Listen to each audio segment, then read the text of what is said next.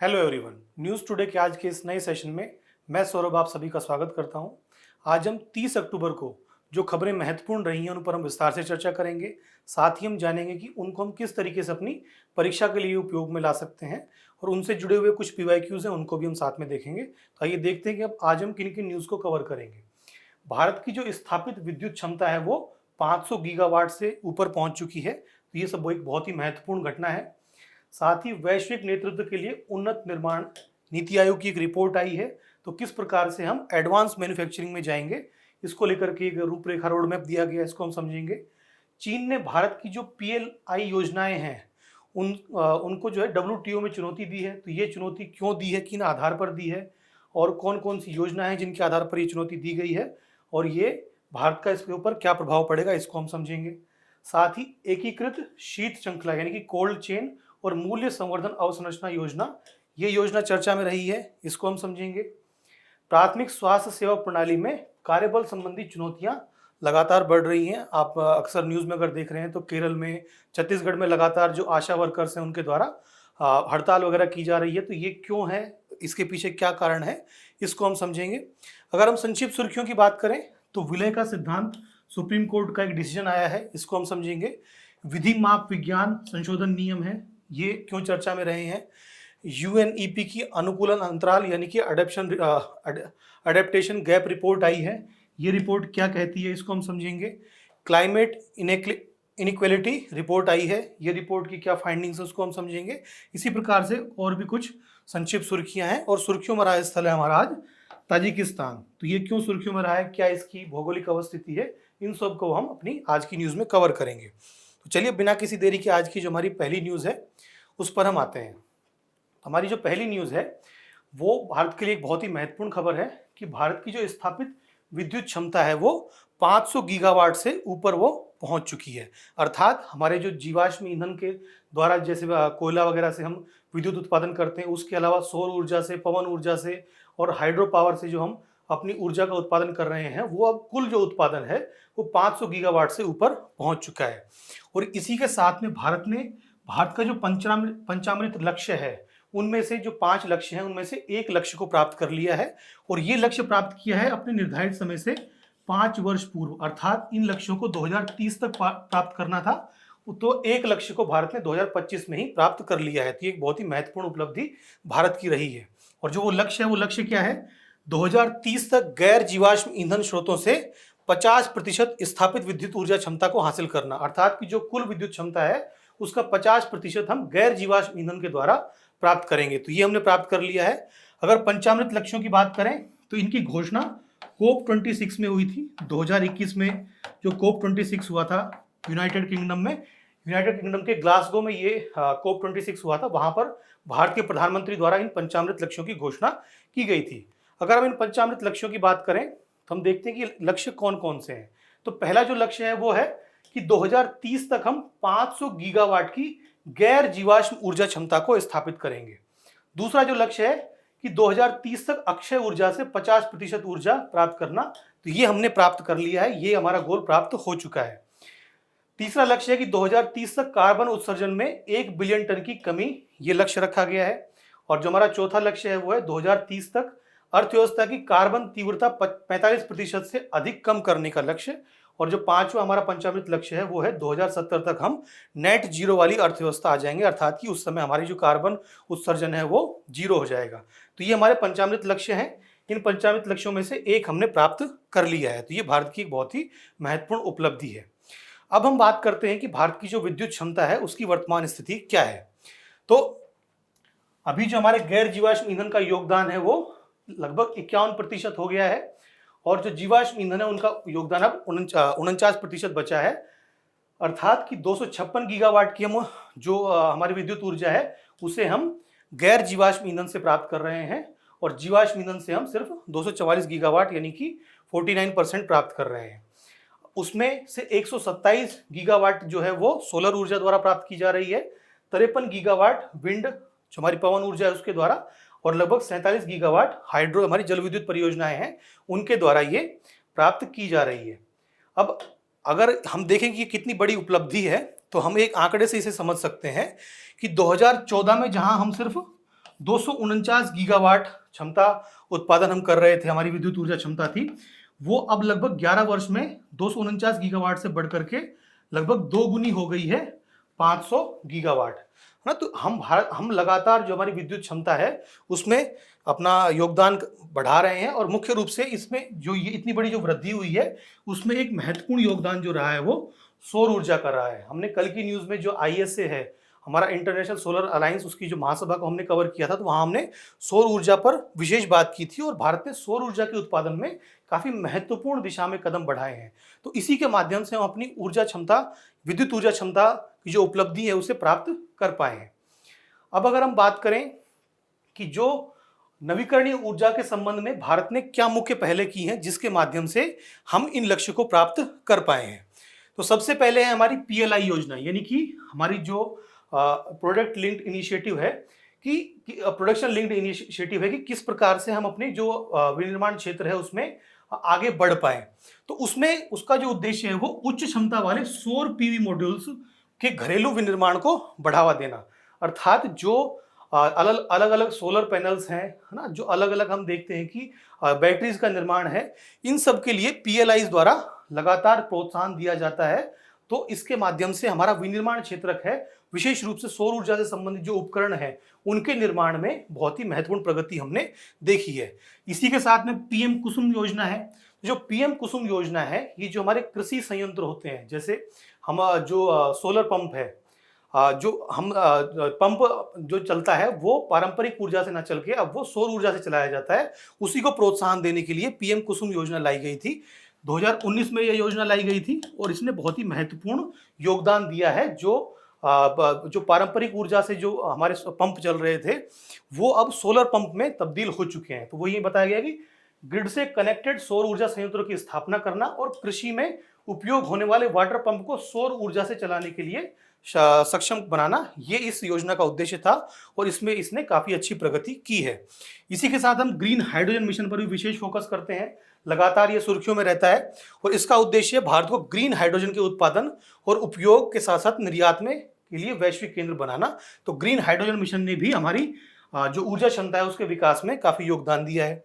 इसी के साथ हम हरित ऊर्जा गलियारा भी बना रहे हैं, कि जो हमारी हरित ऊर्जा के द्वारा जो हम ऊर्जा उत्पादन कर रहे हैं उसके लिए एक अलग से ट्रांसमिशन लाइन बनाई जाए, जिससे कि जो एक क्षेत्र में जो ऊर्जा का उत्पादन हो रहा है उसे दूसरे क्षेत्र में भेजा जा सके।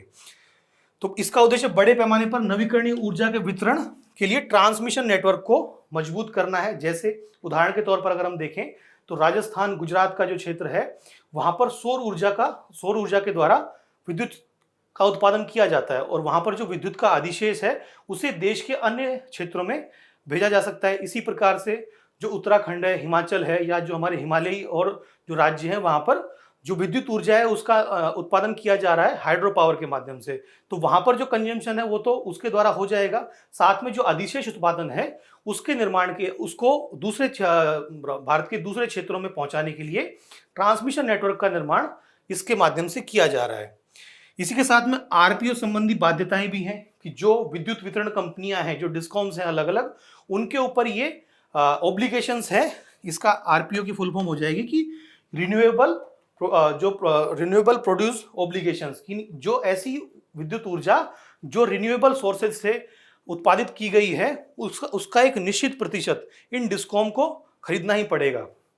तो यह विद्युत वितरण कंपनियों डिस्कॉम्स के लिए नवीकरणीय ऊर्जा स्रोतों से उत्पन्न विद्युत ऊर्जा का एक निर्धारित प्रतिशत खरीदने को ये अनिवार्य बनाता है। ये डिपेंड करता है कि ये किस राज्य में है, कितना उत्पादन हो रहा है, तो वो और उसका जो उपभोग है वो कितना हो रहा है, इन सब को ध्यान में रख करके ये अलग अलग राज्यों द्वारा अपने डिस्कॉम को के ऊपर ये निर्धारित किया जाता है। लेकिन ये जो बाध्यता है ये महत्वपूर्ण बनाता है कि इसके माध्यम से जो नवीकरणीय ऊर्जा है उससे विद्युत ऊर्जा का उत्पादन को और बेहतर किया जा सके। तो ये सारी कुछ पहले थी जिसके माध्यम से हम अपने इन महत्वाकांक्षी लक्ष्यों को प्राप्त कर पाए हैं। लेकिन कुछ चुनौतियां भी विद्यमान हैं, उन चुनौतियों को भी हमें समझना पड़ेगा। तो नवीकरणीय ऊर्जा को विस्तार करने के लिए जो भी भारत में मुद्दे विद्यमान है वो कौन कौन से हैं? सबसे महत्वपूर्ण है ग्रिड और विद्युत भंडारण संबंधी बाधाएं, अर्थात जो विद्युत उत्पादन होता है, जैसे सौर ऊर्जा के द्वारा या पवन ऊर्जा के द्वारा जो विद्युत उत्पादन हुआ है उसको भंडारित करने की क्षमता अभी हमारे पास में उतनी नहीं है जितना कि हम उत्पादन करने की क्षमता रखते हैं। तो भंडारण नहीं होने के कारण जो हमारा उत्पादन है वो कम होता है। तो यही है कि नवीकरणीय ऊर्जा स्रोत अस्थिर और अप्रत्याशित होते हैं, अर्थात मौसम दशाओं के आधार पर ये बदलते रहते हैं। तो कभी हो सकता है कि अगर जैसे सर्दियों में सौर ऊर्जा द्वारा उत्पादन कम होता है, उसी प्रकार से जो पवन ऊर्जा है, पवन ऊर्जा के द्वारा भी उत्पादन पूरे दिन निश्चित नहीं होता है। साथ ही मौसम की जो दशाएं हैं, अगर पवन स्थिर है तो पवन ऊर्जा से उत्पादन नहीं होगा।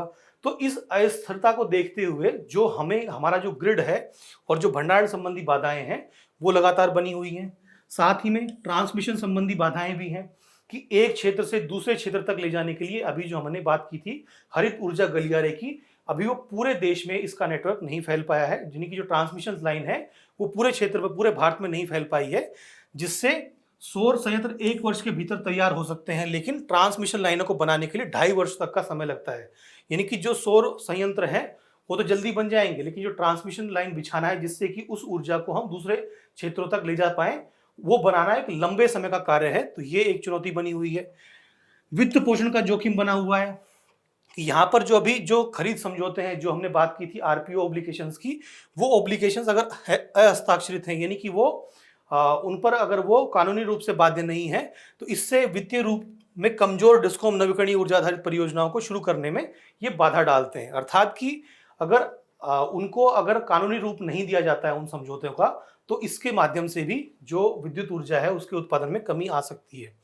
साथ ही आयात पर उच्च निर्भरता अभी भी बनी हुई है। जो हम सोलर मॉड्यूल्स हैं और उससे जुड़े हुए जो महत्वपूर्ण खनिज हैं, क्रिटिकल मिनरल्स हैं, उन पर अभी भी निर्भरता अभी भारत की आयात पर ही बनी हुई है। अभी घरेलू क्षेत्रों में उसका उत्पादन नहीं हो रहा है। इसीलिए हमने कल जो न्यूज़ की बात की थी उसमें हमने सनराइज की बात की थी। सनराइज का मतलब वही है कि जो विद्युत जो सौर ऊर्जा उपकरण है उनकी अपसाइकलिंग करना, रिसाइकलिंग करना, ये उसका उद्देश्य है। तो वो यहाँ पर कहीं ना कहीं काम आ सकता है।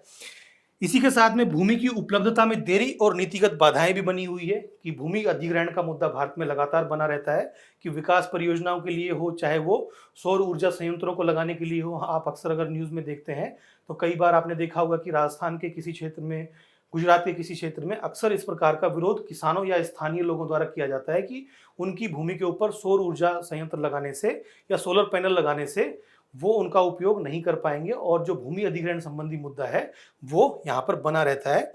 और अभी भी जो विनियमन संबंधी समन्वय है वो भारत में विद्यमान नहीं है, उसको और बेहतर करने की आवश्यकता है। तो ये कुछ चुनौतियां हैं, लेकिन इन चुनौतियों से निपटने के लिए हमारे पास आगे की राह भी है। तो आगे की राह भी आपको पता होनी चाहिए। तो सबसे पहले जो विद्युत भंडारण संबंधी हमने चुनौती देखी थी, उसके लिए एक अच्छी अवसंरचना का निर्माण करना, उसमें निवेश करना, जिसके माध्यम से सबसे पहले तो जो सौर ऊर्जा या पवन ऊर्जा द्वारा जो उत्पादन हो रहा है उस उत्पादन को भंडारित किया जा सके, साथ ही उसको एक जगह से दूसरी जगह ले जाने के लिए जो ट्रांसमिशन नेटवर्क है उसको स्थापित किया जा सके। तो इसके लिए यहाँ पर जो बैटरी बेस्ड जो एनर्जी है उसको स्टोर करने की जो क्षमता है उसको स्थापित करने की बात यहाँ की जा रही है। साथ ही मजबूत अवसंरचना का निर्माण करना, हरित ऊर्जा गलियारों को बढ़ावा देना चाहिए जिससे कि ट्रांसमिशन नेटवर्क हमारा जो है वो मजबूत हो पाए। साथ ही भूमि अधिग्रहण प्रक्रिया को सुव्यवस्थित करना चाहिए, ये कानूनी रूप से सरकार के द्वारा किया जा सकता है। साथ ही घरेलू विनिर्माण पर यहाँ पर हमें और ज़्यादा बढ़ावा देने की आवश्यकता है, चाहे वो सोलर पैनल्स हों, चाहे वो बैटरी हों, या सौर ऊर्जा से जुड़े हुए जो अन्य उपकरण हैं। उसके लिए ग्रीन हाइड्रोजन जो टेक्नोलॉजीज़ हैं इनके लिए निवेश करना, इसमें रिसर्च करना, इन सब के लिए अभी भारत में और घरेलू विनिर्माण के लिए घरेलू स्तर पर इसका उत्पादन करने का प्रयास करना चाहिए। इसी के साथ में नीतिगत स्थिरता को भी बनाए रखना चाहिए, चाहे वो विनियमन से हो, चाहे वो विकेंद्रीकृत नवीकरणीय ऊर्जा हो, चाहे सोलर रूफटॉप को बढ़ावा देना हो।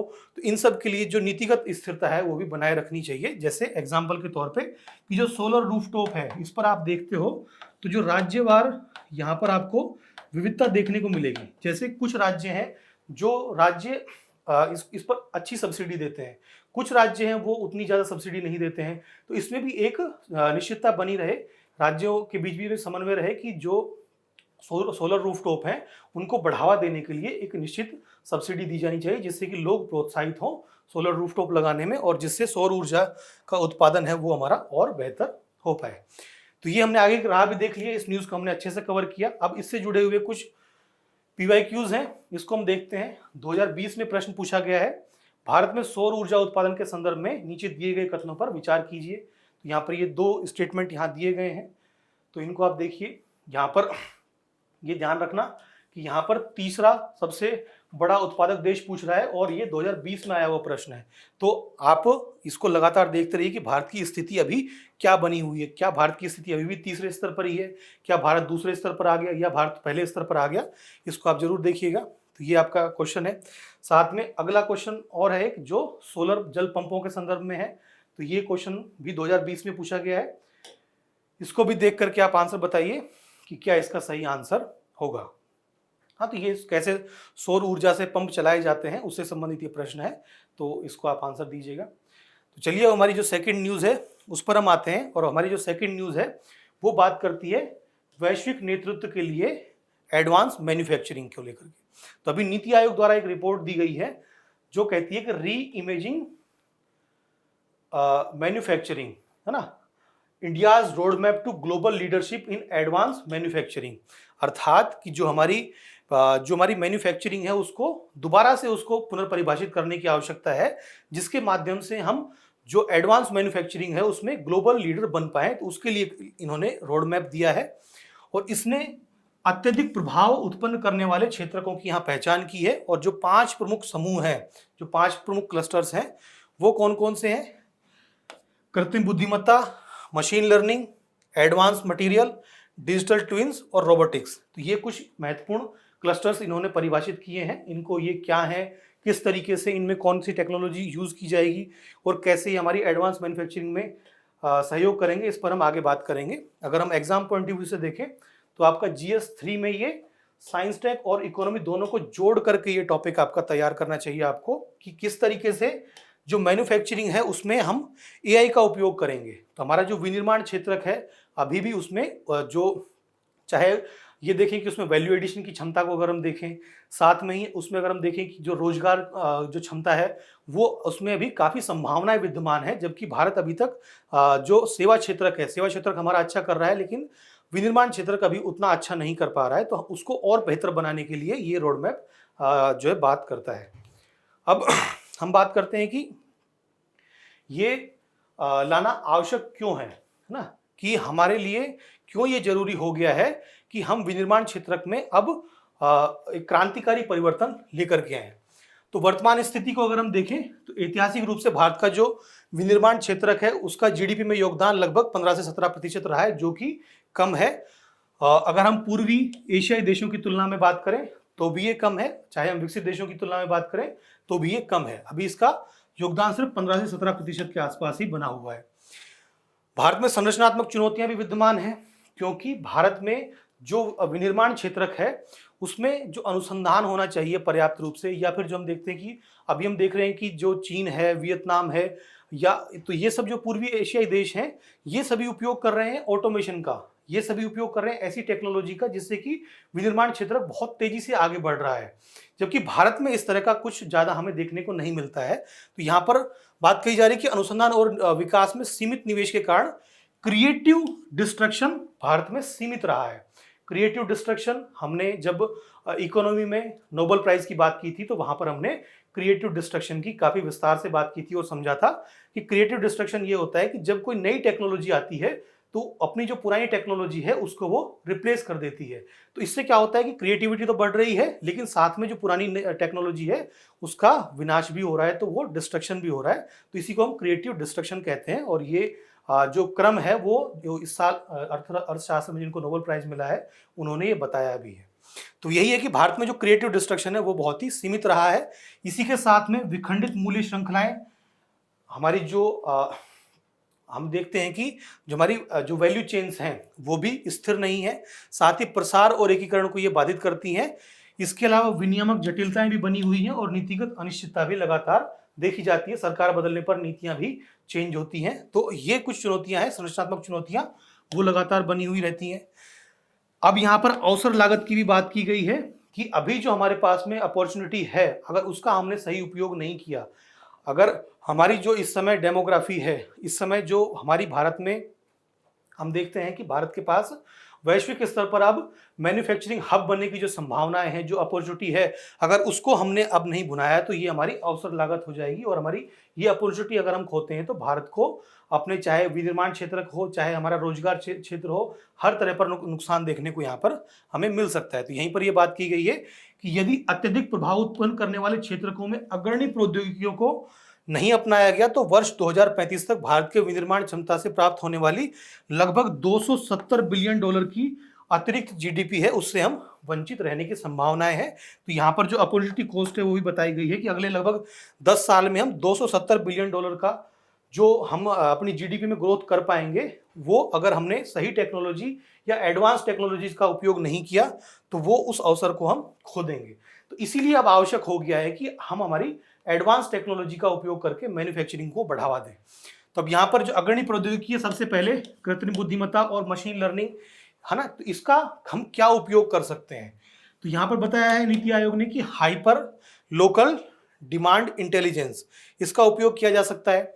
इसमें क्या होगा कि जो क्षेत्रीय स्तर पर जो ट्रेंड है उनको स्थानीय भाषा के साथ में जोड़ करके रियल टाइम में मांग का मानचित्र तैयार किया जा सकता है कि किस क्षेत्र में अब किस चीज की मांग है, और इससे माइक्रो फैक्ट्री नेटवर्क और टीयर 2 और टीयर 3 जो आपूर्ति करता है वो बेहतर कार्यवाही कर पाएंगे। आप जैसे देखते होंगे कि एक बहुत ही सिंपल एग्जांपल के तौर पर अगर हम देखें तो जो अभी हम देख रहे हैं कि डिलीवरी जो होती है हमारे, चाहे वो अमेजन द्वारा हो रही हो, चाहे हम क्विक कॉमर्स की ई कॉमर्स के साथ अब हम क्विक कॉमर्स देख रहे हैं, तो क्विक कॉमर्स में कैसे हमारे पास में सिर्फ 10 मिनट में डिलीवरी हो जा रही है, क्योंकि उनके पास में एक एडवांस लेवल पर डेटा विद्यमान है कि इस क्षेत्र में, दिल्ली में जैसे अगर आप मुखर्जी नगर में रह रहे हैं तो मुखर्जी नगर में आपने देखा होगा कि यहाँ पर ब्लिंकिट का भी स्टोर है ना, इनको डार्क स्टोर बोलते हैं, ब्लिंकिट का भी है, जेप्टो का भी है, ऐसे अलग अलग जो कंपनियां हैं उनका है। तो वो क्या करते हैं कि वो ये देखते हैं कि इस जो एरिया है, इस एरिया में किन किन प्रोडक्ट्स का कंजम्पशन सबसे ज़्यादा है, तो वो उन प्रोडक्ट्स को वहाँ पर अपना स्टोर करके रखते हैं और जैसे ही डिमांड आई, जैसे ही जो ऑर्डर प्लेस हुआ, तुरंत उसे 10 मिनट के अंदर डिलीवर कर दिया जाता है। तो इसी तरीके से इसका भी उपयोग किया जाएगा कि जो हाइपर लोकल डिमांड इंटेलिजेंस है कि टीयर 2 टीयर 3 सिटीज़ में जो किस तरह की डिमांड है उसको यहाँ पर जो एआई है, एआई के द्वारा उसकी गणना की जाएगी और उसके आधार पर यहाँ पर त्वरित निर्णय लेने का प्रयास किया जाएगा।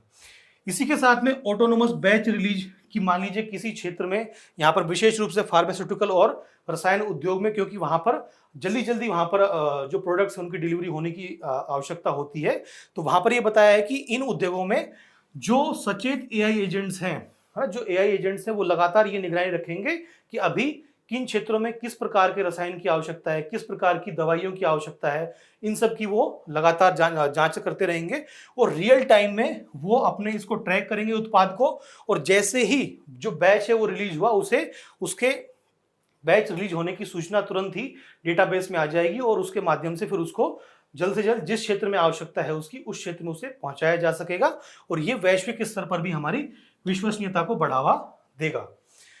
इसी के साथ में हम एडवांस मटेरियल साइंस की हम बात करेंगे। तो जो मटेरियल साइंस है, अभी हम देखते हैं कि जो मैन्युफैक्चरिंग के लिए हम स्टील का उपयोग करते हैं, हम प्लास्टिक का उपयोग करते हैं, तो अब उसे और बेहतर करने की बात की जा रही है, उसे और एडवांस मटेरियल साइंस के माध्यम से उसे और बेहतर करने की आवश्यकता की बात कही जा रही है। तो यहाँ पर कह रहे हैं कि बहु कार्यात्मक यौगिक, यानी कि हल्के बहु कार्यात्मक यौगिक जिनका उपयोग अलग अलग चीजों के लिए किया जा सकता है, जैसे रेलवे में जो विनिर्माण है, रक्षा क्षेत्रों में जो विनिर्माण है, वहां पर थर्मोप्लास्टिक यौगिक का उपयोग किया जा सकता है, जिससे जो थर्मोप्लास्टिक यौगिक है ये बहुत ही मजबूत होते हैं, तो इससे संरचनात्मक मजबूती तो मिलेगी ही, लेकिन इसी के साथ साथ में जो अवरोध शील्डिंग है वो मिलेगा, कंपन अवशोषण है, डैम्पिंग है, वो भी अतिरिक्त विशेषताएं भी यहाँ पर मिलेगी, क्योंकि जो प्लास्टिक है, प्लास्टिक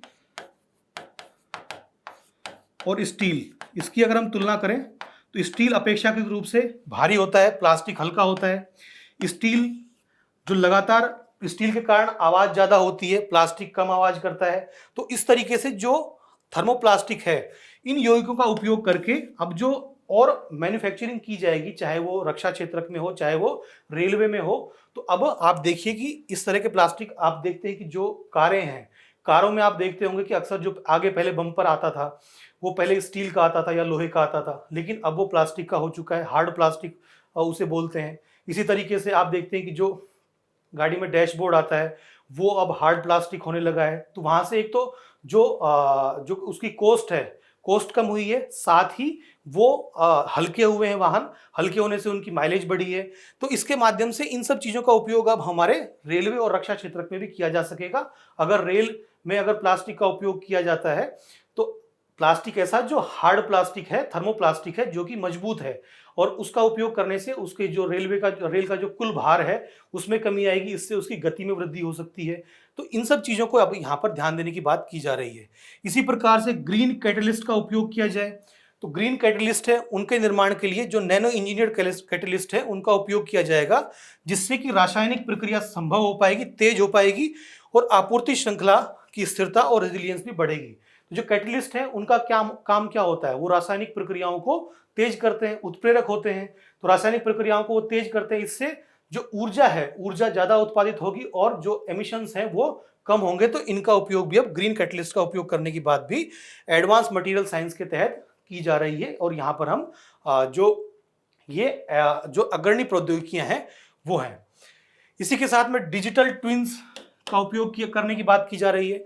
तो डिजिटल ट्विंस वो होते हैं जिसमें जो भौतिक प्रणाली है उसकी वर्चुअल और डेटा संचालित प्रतिकृतियां बनाई जाती हैं। एक तो रियल जो मशीन है वो रियल मशीन, एक उसकी एक कॉपी बनाई जाती है जो कि एआई आधारित होती है, और वो वर्चुअल कॉपी उसकी होती है, जिसके माध्यम से जो टेस्टिंग की जानी है वो उस वर्चुअल कॉपी पर अगर की जाएगी तो जो हमारी भौतिक प्रणालियां हैं उनको नुकसान नहीं होगा, और वर्चुअल जो उसकी प्रतिकृति है उसको अगर उसके ऊपर टेस्टिंग करके हम जो वर्तमान में जो हमारी भौतिक प्रणालियां हैं उनको हम और बेहतर कर पाएंगे।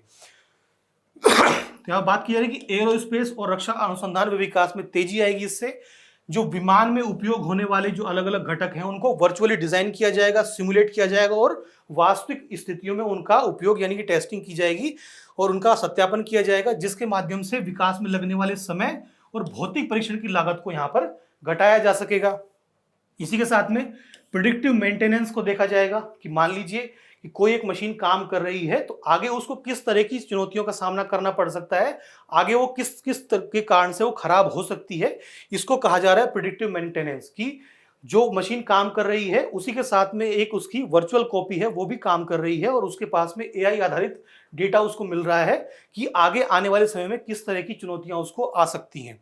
तो यहाँ पर कंस्ट्रक्शन और खनन संबंधी जो मशीनरी है उनकी रियल टाइम में प्रतिकृति बनाई जाएगी, जिससे अग्रिम रूप में ही किसी विफलता के संकेतकों का पता लगाया जा सकेगा, जिससे जो हमारी एसेट्स हैं उनकी कार्यशील अवधि को बढ़ाया जा सकेगा ना। फॉर एग्जांपल मान लीजिए कहीं पर अगर कोई सुरंग है, वो सुरंग अगर खोदी जा रही है तो अभी जो मशीन है वो सुरंग को खोद रही है, लेकिन जो एआई आधारित जो उसकी प्रतिकृति है वो क्या देख रही है कि आगे कोई ऐसा हार्ड पत्थर या ऐसा कोई हार्ड संरचना आ सकती है जिसको ये मशीन की जो क्षमता है वो उसको खोदने की नहीं है, या उसमें जो छेद करने की क्षमता उसके अंदर नहीं है। तो जो हमारी जो वर्चुअल कॉपी है वो पहले ही ये बता देगा कि भाई ये मशीन इसको नहीं कर पाएगी, इसके जगह हमें दूसरी मशीन का उपयोग करना चाहिए। तो वो जो मशीन में टूट फूट होने की संभावनाएं हैं वो कम हो जाएगी, साथ ही उसके से लगने वाला जो समय है वो कम हो जाएगा। तो इस तरह की चीजों का उपयोग यहाँ पर किया जाना चाहिए, ये रिपोर्ट ये बात करती है। साथ ही रोबोटिक्स का उपयोग किया जाएगा। तो रोबोटिक्स का उपयोग में टेली रोबोटिक्स की बात की जा रही है। अभी तक आपने टेलीमेडिसिन सुना होगा कि टेलीमेडिसिन में क्या है कि जो एक डॉक्टर है वो कहीं दूर बैठा हुआ है और वो फोन के माध्यम से या इंटरनेट के माध्यम से, वीडियो कॉल के माध्यम से किसी छोटे या दूसरे स्थान पर जो डॉक्टर है वो जब ऑपरेशन कर रहे हैं, कुछ और काम और इलाज कर रहे हैं, तो वो उनको ऑब्जर्व कर पाएगा। तो ये तो हो गया टेलीमेडिसिन। लेकिन अब टेली रोबोटिक्स की बात की जा रही है, जिसमें 5G और हैप्टिक फीडबैक की मदद से खतरनाक दशाओं, रासायनिक संयंत्रों और परमाणु संयंत्रों में काम करने वाले जो लोग हैं उसको रोबोट्स के माध्यम से रिमोटली कंट्रोल करना, ये टेक्नोलॉजी संभव बनाती है। जैसे मान लीजिए कोई ऐसा क्षेत्र है जहां पर जो व्यक्ति अगर जाता है तो उसको नुकसान पहुंचने की संभावनाएं रहती हैं, लेकिन अगर वहां पर रोबोट जाए और रोबोट के रूप में अगर जो व्यक्ति है वो एक जगह पर बैठा हुआ है, तो व्यक्ति के पास में 5G के माध्यम से तो जो उसकी 5G टेक्नोलॉजी उसके माध्यम से तो लगातार जो वीडियो फुटेज है या जो आवाज़ है वो आ रही है। और जो हैप्टिक फीडबैक है, हैप्टिक फीडबैक का मतलब होता है कि टच करके जो हमें फीडबैक मिलता है, जो टच करके हमें अनुभव मिलता है, इसको कहा जाता है हैप्टिक फीडबैक। तो ये हैप्टिक फीडबैक कौन देगा? जो रोबोट्स हैं, रोबोट्स की जो आर्म्स हैं वो ये हैप्टिक फीडबैक देंगी। तो ये जब फीडबैक दोनों ही हमें मिलेगा तो जो वहां पर फिजिकली जाने की जो खतरा है वो यहां पर समाप्त हो जाएगा। तो ये किया जा सकेगा। साथ ही एक्सोस्केलेटन का उपयोग किया जा सकेगा।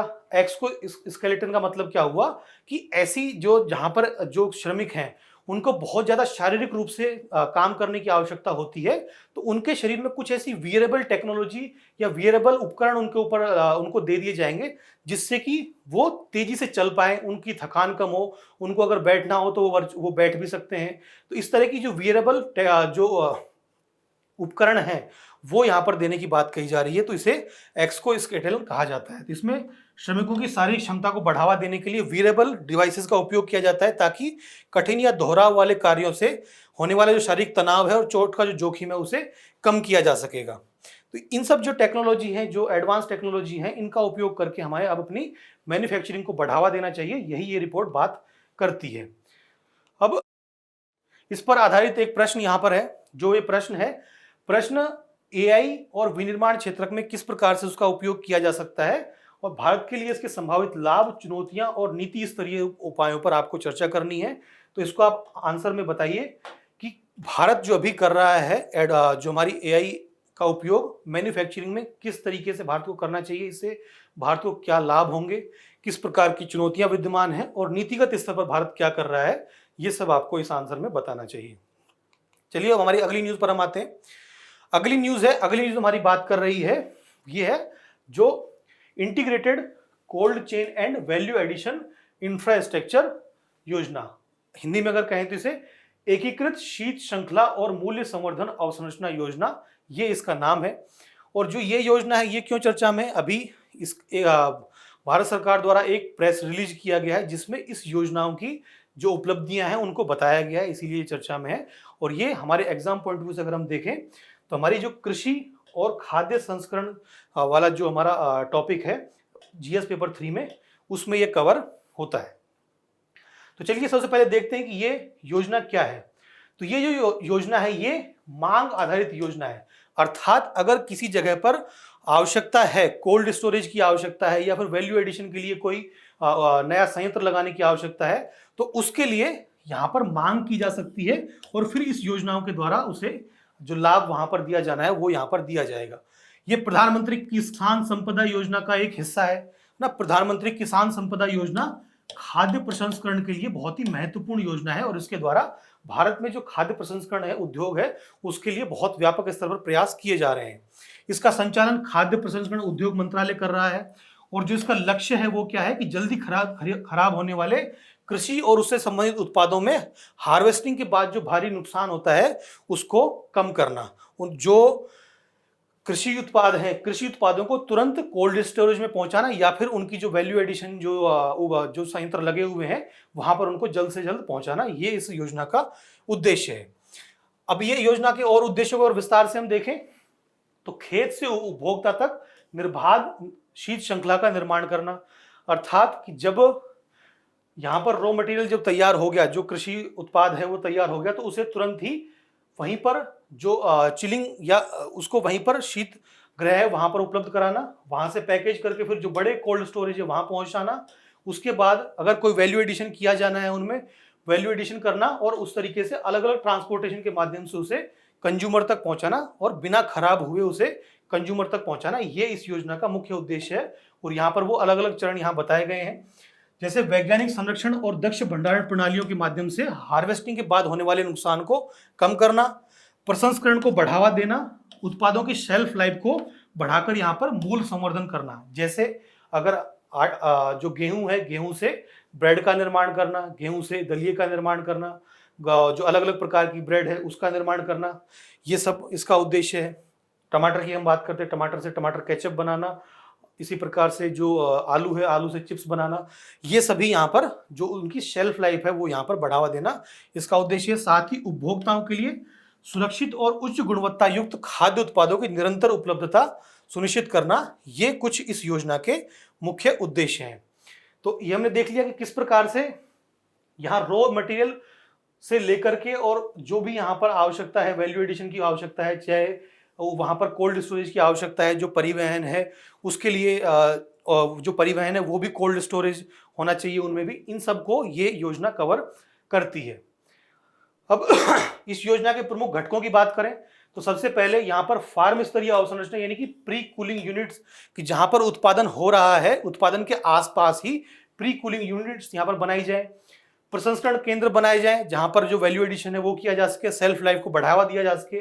वितरण केंद्रों को केंद्र बनाना कि उत्पादों को दक्ष आवागमन यानी कि जो प्रशीतित वाहन यानी कि जो कोल्ड स्टोरेज वाहन है उनका उपयोग करना, और यहाँ पर केंद्रीकृत भंडारण, समीकरण और प्रेषण केंद्र ये सब बना करके इसके माध्यम से जो उपभोक्ता है उपभोक्ताओं तक जो उत्पाद है उनको पहुंचाना।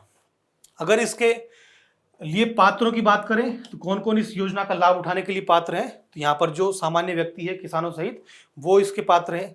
अगर संगठन के स्तर पर बात करें तो किसान उत्पादक संगठन है, किसान उत्पादक कंपनियां हैं, गैर सरकारी संगठन है, सार्वजनिक क्षेत्र के उपक्रम है, कंपनियां हैं, निगम है, सहकारी समितियां हैं, या जो स्वयं सहायता समूह है, वो सभी जो भी यहाँ पर खाद्य प्रसंस्करण से संबंधित जो भी काम कर रहे हैं, चाहे वो व्यक्तिगत स्तर पर काम कर रहे हो चाहे किसी संगठनात्मक स्तर पर काम कर रहे हो, वो सभी इसका लाभ लेने के लिए पात्र हैं। तो यूपीएससी द्वारा इस पर कभी आपसे प्रश्न पूछा भी जा सकता है कि जो हमारी जो कोल्ड स्टोरेज सप्लाई चेन की जो हमारी योजना है उसके लिए कौन कौन से पात्र हैं, तो यहाँ पर व्यक्ति और संगठनात्मक स्तर पर सभी यहाँ पर पात्र हैं। अब हम बात करते हैं कि इस योजना को पूरा करने के लिए यहाँ पर और कौन कौन सी पूरक पहले यहाँ पर चलाई जा रही हैं जिसके माध्यम से जो खाद्य प्रसंस्करण है उसको और बेहतर किया जा सके। तो सबसे पहले एकीकृत बागवानी विकास मिशन है। तो जो बागवानी फसलें हैं उनको कोल्ड स्टोरेज तक पहुंचाना और उनको किस प्रकार से उनकी सेल्फ लाइफ को बढ़ाना है, इसके लिए ये मिशन काम करता है।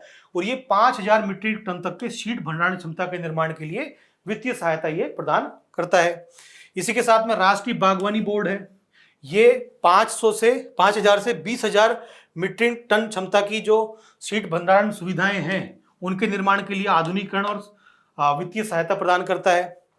कृषि अवसंरचना कोष है, ये 2 करोड़ रुपए के जमानत मुक्त ऋण की सुविधा प्रदान करता है और यहाँ पर प्रतिवर्ष 3% तक की ब्याज छूट भी दी जाती है। ऑपरेशन ग्रीन्स योजनाएं हैं, इसमें जो फल हैं, सब्जियां हैं, झींगा उत्पादन है, इनमें मूल्य स्थिरीकरण और हार्वेस्टिंग के बाद नुकसान को कम करने हेतु यहाँ पर सहायता प्रदान की जाती है। तो इस प्रकार से ये जो सरकारी पहलें हैं ये सभी प्रयास कर रही हैं कि किस प्रकार से भारत में एक कोल्ड चेन का एक पूरा जो हम देखते हैं कि आपूर्ति श्रृंखला है उसकी यहाँ पर सप्लाई चेन की यहाँ पर निर्माण कर दिया जाए, जिसके माध्यम से भारत में होने वाले जो पोस्ट हार्वेस्टिंग जो लॉसेज हैं उनको कम से कम किया जा सके और भारत का जो किसान है किसानों की आय को दोगुना किया जा सके, और जो यही इस योजना का मुख्य उद्देश्य है। अब हम देखते हैं कि यूपीएससी द्वारा इस पर क्या प्रश्न पूछे गए हैं। तो 2016 में प्रधानमंत्री किसान संपदा योजना पर प्रश्न ये पूछा गया है। जो उस समय पर सरकार का जो बहुत ज़्यादा फोकस है वो खाद्य प्रसंस्करण उद्योगों पर था, तो इस पर लगातार प्रारंभिक परीक्षा में भी और मुख्य परीक्षा में भी इस पर प्रश्न पूछे गए थे। तो इस क्वेश्चन को ध्यानपूर्वक पढ़िए और इसका आंसर कमेंट में बताइए। इसी के साथ में जो सप्लाई चेन है उसकी इंपॉर्टेंस को बताने के लिए मैंने आप यहाँ पर 2 क्वेश्चन रखे हैं। ये जो पहला क्वेश्चन है ये 2024 में पूछा गया था और दूसरा क्वेश्चन अभी 2025 में पूछा गया है। तो दोनों ही क्वेश्चन है जो भारत में जो भंडारण क्षमता है, जो खाद्य उत्पादन के भंडारण क्षमता के संदर्भ में ये दोनों प्रश्न पूछे गए हैं। तो आप देख सकते हैं कि सरकार का कितना ज्यादा फोकस है वो हमारी सुरक्षित भंडारण को लेकर के, चाहे आपूर्ति श्रृंखला प्रबंधन को लेकर के कितना फोकस है। हर साल यूपीएससी में इसके द्वारा इस टॉपिक पर प्रारंभिक परीक्षा में भी और मुख्य परीक्षा में भी प्रश्न पूछे जा रहे हैं। तो इस टॉपिक को आपको बहुत ही ध्यानपूर्वक तैयार करना चाहिए। और अगर इन दोनों प्रश्नों की बात करें तो इन दोनों प्रश्नों को आप ध्यानपूर्वक पढ़िए और इनमें कौन कौन से पॉइंट्स आप अपने उत्तर में शामिल करेंगे उनको कमेंट में आप जरूर बताइएगा। तो चलिए हमारी जो फोर्स न्यूज़ है उस पर हम बात करते हैं। तो ये न्यूज़ बात कर रही है कि चीन ने भारत की जो PLI योजना है उस योजना के तहत 3 जो योजनाएं हैं उनको डब्ल्यूटीओ में चुनौती दी है कि वो वैश्विक व्यापार को बाधित कर रही हैं।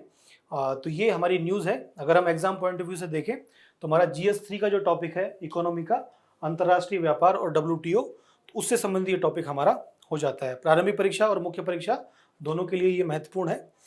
तो चीन ने कहा है कि भारत की जो PLI योजनाओं के तहत जो सब्सिडी दी जा रही है वो भारत के खिलाफ, इस पर उन्होंने शिकायत दर्ज कराई है।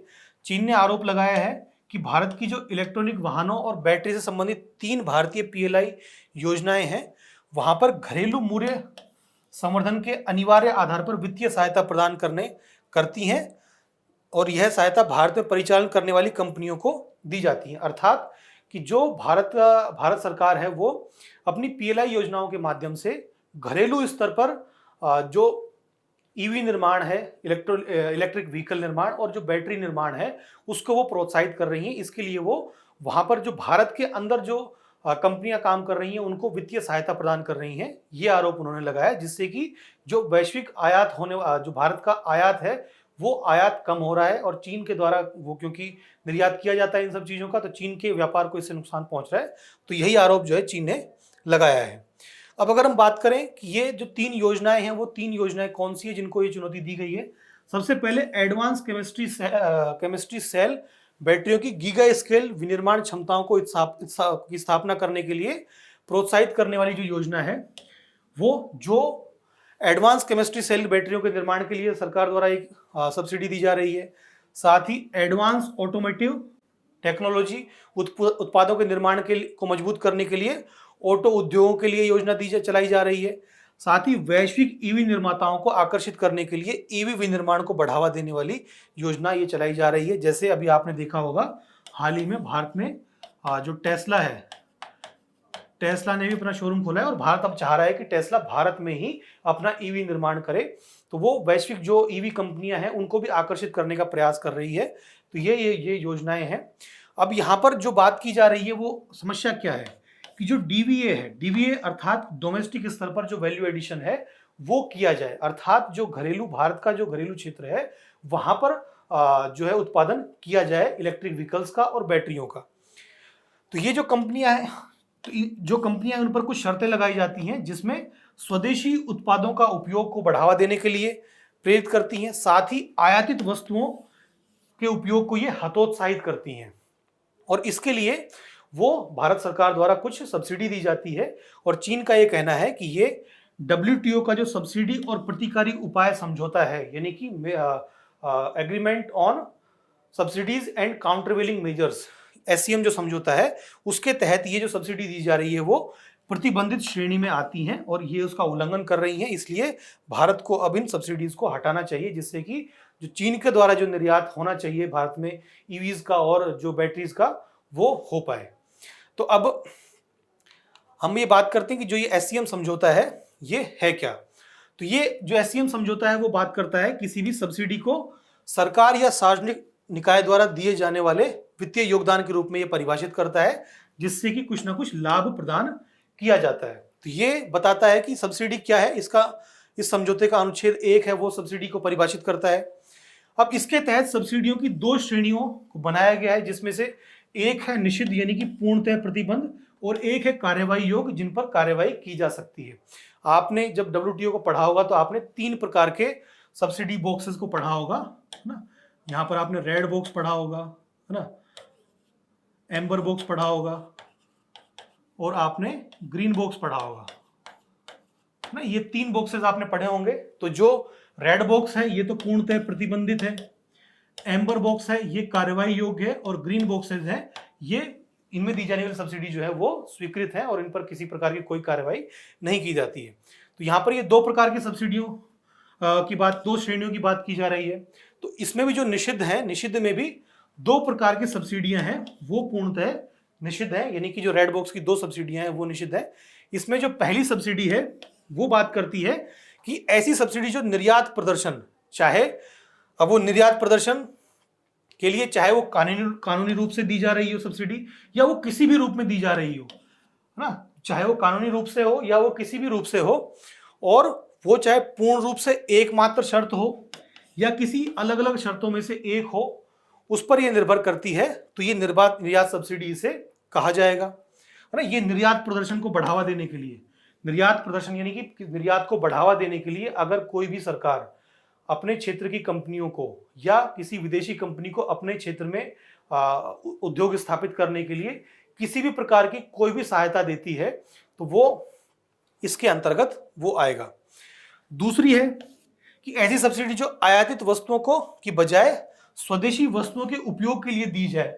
अब चाहे वो एकमात्र शर्त में हो, चाहे वो अलग बहुत सारी शर्तों में से एक शर्त हो, उस पर निर्भर करती है और इसे स्थानीय सामग्री सब्सिडी कहा जाता है। अर्थात कि निर्यात को प्रोत्साहित करने वाली जो सब्सिडी है वो तो पहली शर्त, पहली निषिद्ध सब्सिडी है।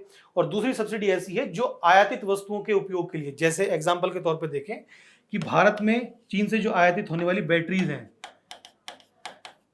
बैटरी, अब अगर भारत सरकार ये कहे कि जो बैटरी है, बैटरी को आयात करने की बजाय आप घरेलू स्तर पर ही उसका निर्माण करें, या फिर जो घरेलू स्तर पर जो कंपनियां हैं उनकी बैटरीज का आप उपयोग करें, अगर इस प्रकार का कोई प्रतिबंध सरकार के द्वारा लगाया जाता है, या फिर इस प्रकार से कि घरेलू स्तर पर उत्पादन या घरेलू कंपनियों द्वारा उसका प्रोक्योरमेंट या खरीद, उस पर अगर कोई सब्सिडी दी जाती है कि अगर आप घरेलू स्तर पर जो बैटरी है उसको खरीदेंगे तो आपको यह सब्सिडी दी जाएगी, तो भी वो इस शर्त का उल्लंघन करेगा।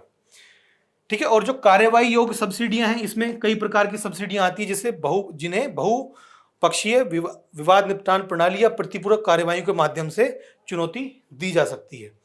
तो ये कुछ सब्सिडियां हो गई कि किस प्रकार से कौन कौन सी सब्सिडी को निषिद्ध कहा गया है और किस किस को कार्यवाही योग्य कहा गया है। तो ये हमारा एससीएम समझौता हो गया। अब अगर हम बात करें कि जो पीएलआई स्कीम है जिसको लेकर के ये विवाद आया है, वो स्कीम क्या है, वो मुख्य रूप से भारत के विनिर्माण क्षेत्र को बढ़ावा देने के लिए 2020 में भारत सरकार द्वारा इसे शुरू किया गया था। और इसका उद्देश्य है कि रणनीतिक क्षेत्रकों में लक्ष्य आधारित और प्रदर्शन आधारित प्रोत्साहन के माध्यम से घरेलू विनिर्माण को बढ़ावा देना। और इसमें कवर किए गए जो मुख्य क्षेत्र हैं वो कौन कौन से हैं। शुरुआत में ये योजना सिर्फ 3 क्षेत्रों पर केंद्रित थी, लेकिन अब लगभग 14 क्षेत्रक इसके अंतर्गत आते हैं। और 14 क्षेत्रक में हमारी जो ऊर्जा उपकरण है, सौर ऊर्जा उपकरण है, वो चिकित्सा फार्मास्यूटिकल है, वो इंटरनेट है, और विमानन क्षेत्र है, ईवी मैन्युफैक्चरिंग है, या फिर जो इलेक्ट्रिक या इलेक्ट्रॉनिक्स उपकरण है उनके निर्माण के लिए, वस्त्र उद्योग के लिए, फार्मा सेक्टर के लिए, जो हैवी मैन्युफैक्चरिंग है उसके लिए, या जो चिप्स निर्माण की जाती हैं, है ना, जो प्रोसेसर निर्माण किया जाता है वो है, चाहे रक्षा जो चिकित्सा उपकरण है उसके निर्माण के लिए।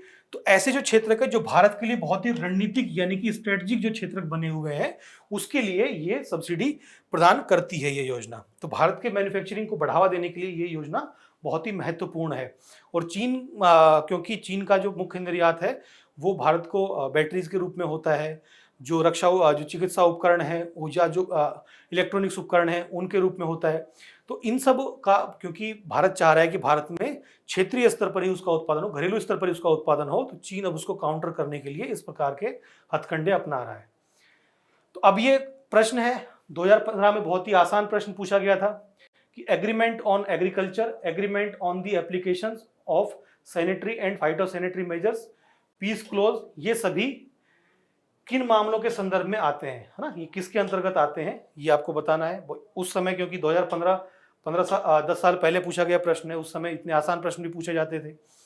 उसी तरीके से आप देखिए कि निम्नलिखित में से कभी कभी समाचारों में amber box, blue box, green box ये क्या होते हैं, तो ये किस लिए चर्चा में रहते हैं, तो ये है आपका, तो ये आपको बताना है। तो इस प्रकार से अलग अलग जो प्रश्नों की प्रकृति पहले आसान हुआ करती थी, लेकिन अब आपको इतने आसान प्रश्न देखने को नहीं मिलते हैं। तो अब हम अपने अगली न्यूज़ पर हम आते हैं, और आज की जो आखिरी मुख्य खबर है इस पर हम बात करेंगे कि प्राथमिक स्वास्थ्य सेवा क्षेत्र प्रणाली में कार्यबल संबंधी जो चुनौतियां हैं उस पर हम बात करेंगे कि क्यों भारत में जो प्राथमिक सेवा क्षेत्र, प्राथमिक स्वास्थ्य से जुड़ी हुई जो कार्यबल है वो क्यों बार बार अपनी हड़ताल के द्वारा प्रदर्शन कर रहा है, क्यों उस क्षेत्र में क्या चुनौतियां विद्यमान हैं। तो यहां पर बात की जा रही है कि जो राष्ट्रीय स्वास्थ्य मिशन के कर्मचारी हैं वो बार बार हड़तालों पर जा रहे हैं। आशा आंगनवाड़ी कार्यकर्ता है उनके द्वारा लगातार राज्य स्तर पर विरोध किया जा रहा है। अभी हाल ही में हम देख रहे हैं कि केरल में जो आशा वर्कर्स हैं उनके द्वारा विरोध किया जा रहा है। कुछ दिन पहले जो हरियाणा, छत्तीसगढ़ के जो आशा वर्कर्स हैं, आंगनवाड़ी कार्यकर्ता हैं, उनके द्वारा लगातार हड़ताल और विरोध किया जा रहा था। तो ये दिखाता है कि भारत का जो प्राथमिक स्वास्थ्य देखभाल प्रणाली है उसमें संरचनात्मक कमजोरियां जो है वो इसको ये लगातार हड़तालें उजागर कर रही हैं। तो ये क्यों है, क्या इनका प्रभाव पड़ेगा, इसको हम इस न्यूज में कवर करेंगे। पाठ्यक्रम के स्तर पर देखें तो हमारा जो GS2 का स्वास्थ्य क्षेत्रक है और उससे जुड़े हुआ ये टॉपिक हमारा है। और आइए अब इसको हम देखते हैं। अगर हम न्यूज में आगे जाएं तो सबसे पहले हमें बात करनी पड़ेगी कि ये जो अलग अलग प्रकार का कर्मचारी वर्ग है वो क्या है। तो सबसे पहले जो आंगनवाड़ी कार्यकर्ता है, आंगनवाड़ी कार्यकर्ता कौन होते हैं, कैसे इनकी स्थापना हुई थी। तो जो 1975 का ICDS जो कार्यक्रम था उसके तहत इनकी स्थापना हुई थी और इनकी प्राथमिक भूमिका होती है पोषण, मातृ और शिशु देखभाल करना ना। कि जो पोषण के स्तर पर आप देखते हैं कि आंगनवाड़ी में जो छोटे बच्चे होते हैं, जो प्री स्कूल वाले बच्चे होते हैं, उनको आंगनवाड़ी में भेजा जाता है जिससे कि उनको सही पोषण प्राप्त हो पाए। साथ ही उनके क्षेत्र में जो मातृ शिशु स्वास्थ्य है उसको उसकी देखभाल करना भी इनका जो जिम्मेदारी होती है। इनकी वेतन संरचना मानदेय होती है ना, ये बहुत ज़्यादा नहीं होती है, बहुत ही कम ये होती है। आशा कार्यकर्ता है, आशा कार्यकर्ताओं की स्थापना की गई थी राष्ट्रीय ग्रामीण स्वास्थ्य मिशन 2005 के द्वारा। और ये जो आशा वर्कर्स हैं ये लोगों को एकजुट करना, जागरूकता फैलाना, समुदाय और प्रणाली के बीच जुड़ाव स्थापित करना, ये सब काम जो है वो आशा वर्कर्स करती है। मुख्य रूप से स्वास्थ्य क्षेत्र में ये लोगों को जागरूक करने का प्रयास आशा वर्कर्स करती हैं। और इनका जो वेतन है वो प्रोत्साहन आधारित है कि जितना ज़्यादा वो मान लीजिए जितना, जैसे फॉर एग्जांपल अगर मैं बात करूं तो जो आशा वर्कर्स होती हैं उन्होंने अपने क्षेत्र में कितनी जागरूकता फैलाई, कितना ज़्यादा उन्होंने बैठकों का आयोजन किया, कितने घरों को उन्होंने कवर किया, इन सब के आधार पर इन्हें जो पारिश्रमिक है वो दिया जाता है। अर्थात इनका पारिश्रमिक निश्चित नहीं होता है, वो लगातार बदल सकता है। सामुदायिक स्वास्थ्य अधिकारी जो हैं वो, इनकी स्थापना की गई थी स्वास्थ्य और आरोग्य केंद्र 2018 में जब ये बने थे तो उनके द्वारा इसकी स्थापना की गई थी। और इनका जो प्राथमिक भूमिका है वो विस्तारित प्राथमिक स्वास्थ्य देखभाल सेवाएं प्रदान करना है। और यह संविदात्मक और प्रोत्साहन आधारित इनको जो पारिश्रमिक है वो यहाँ पर है। तो आप देख सकते हैं कि इनका जो पारिश्रमिक है वो किसी का भी पारिश्रमिक ना तो कानूनी रूप से उसको परिभाषित किया गया है और ना ही वो स्थिर है। मुख्य रूप से ये जो या तो मानदेय आधारित है या फिर प्रोत्साहन आधारित है। तो इसके माध्यम से इनकी जो मुख्य समस्या है वो पारिश्रमिक को लेकर के बनी हुई है कि इनको इनके कार्य के अनुरूप इन्हें पारिश्रमिक नहीं मिलता है। इसके अलावा और कौन कौन से मुख्य मुद्दे हैं इसकी अगर हम बात करें तो सबसे पहले है कि इनकी जिम्मेदारियों में लगातार वृद्धि हुई है।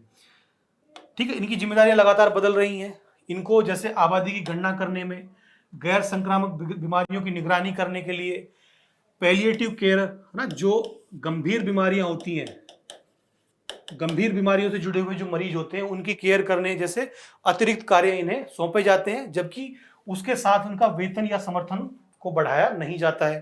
तो ये मतलब जिम्मेदारियों में लगातार वृद्धि हो रही है लेकिन वेतन में वृद्धि नहीं हो रही है, ये एक चुनौती है। कम पारिश्रमिक और संरक्षण कि इनका जो पारिश्रमिक है वो कम है और भुगतान में भी लगातार यहाँ पर देरी होती है। फील्ड वर्क के दौरान इन्हें सुरक्षा की कमी रहती है और इन्हें अभी भी सिर्फ स्वयं सेवक यानी कि वॉलेंटियर माना जाता है, इन्हें सरकार का कर्मचारी नहीं माना जाता है ना। जो कर्मचारी नहीं माना जाता है इसकी वजह से जो इनको सामाजिक सुरक्षा मिलनी चाहिए,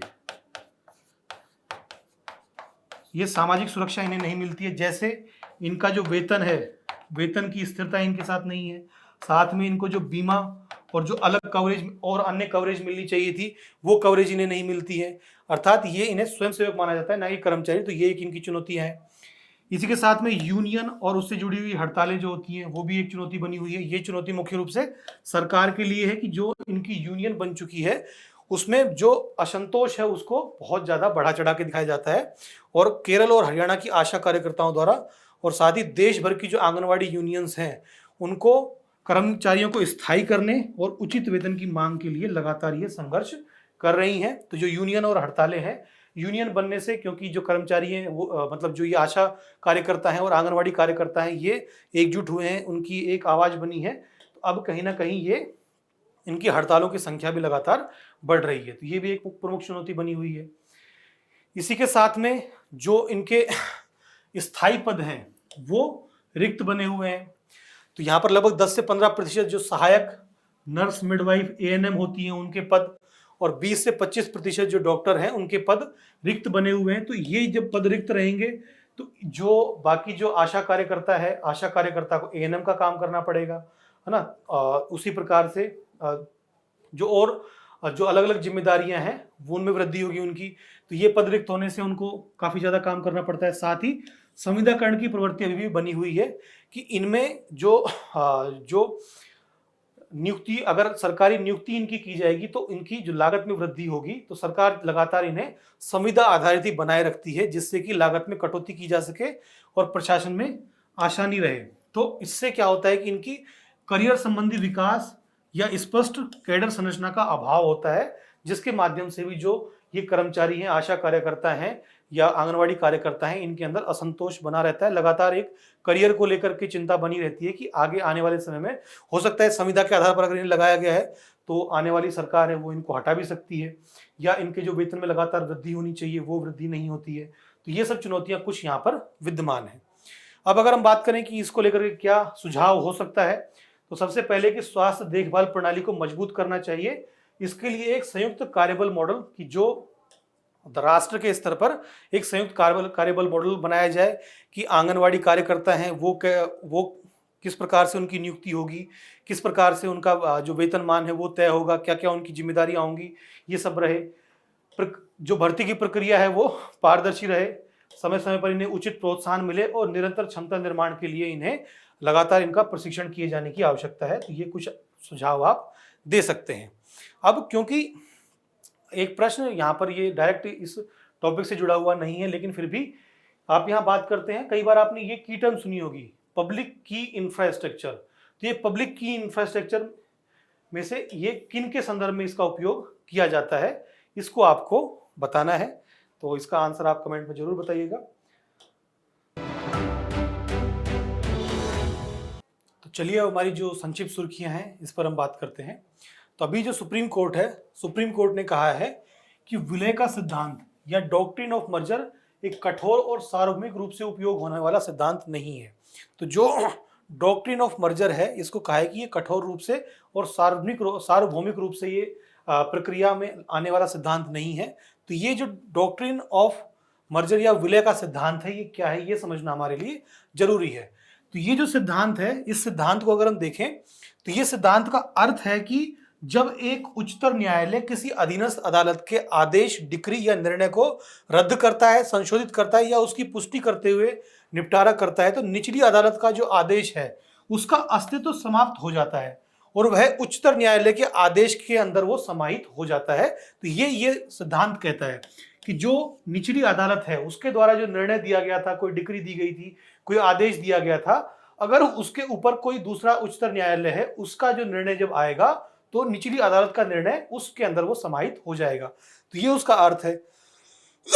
इसके पीछे अगर तर्क को देखें हम, तो तर्क का मतलब हुआ, तर्क है कि इस सिद्धांत के अनुसार एक समय में एक ही विषय पर एक से अधिक डिक्री या आदेश लागू नहीं हो सकते। अर्थात जैसे मान लीजिए कि अगर ये विलुप्त अस्तित्व समाप्त नहीं होता तो निचली अदालत का भी आदेश या डिक्री बना हुआ है और जो उच्चतर अदालत है उसका भी आदेश बना हुआ है, तो एक ही विषय पर दो आदेश बन जाएंगे। इससे कि होगा क्या कि एक भ्रम की स्थिति उत्पन्न हो सकती है।